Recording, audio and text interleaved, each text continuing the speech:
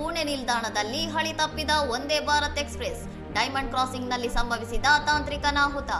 ಮುಂಬೈನ ಛತ್ರಪತಿ ಶಿವಾಜಿ ಮಹಾರಾಜ್ ಟರ್ಮಿನಸ್ನಿಂದ ಸೋಲಾಪುರಕ್ಕೆ ತೆರಳುತ್ತಿದ್ದ ವಂದೇ ಭಾರತ್ ಎಕ್ಸ್‌ಪ್ರೆಸ್ ರೈಲು ಇಂದು ಸಂಜೆ 7:30ಯ ಸುಮಾರಿಗೆ ಪುಣೆ ನಿಲ್ದಾಣ ಪ್ರವೇಶಿಸುವಾಗ ಈ ಘಟನೆ ಸಂಭವಿಸಿದೆ.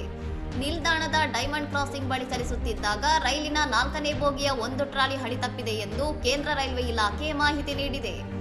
ರೈಲ್ವೆ ನಿಲ್ದಾಣಕ್ಕೆ ಪ್ರವೇಶಿಸುವ ಸಂದರ್ಭದಲ್ಲಿ ಈ ಅವಘಡ ಸಂಭವಿಸಿದ್ದರೂ ಅದೃಷ್ಟವಶಾತ್ ಯಾವುದೇ ಪ್ರಾಣಾಪಾಯ ಅಥವಾ ಪ್ರಯಾಣಿಕರಿಗೆ ಗಾಯಗಳಾಗಿಲ್ಲ.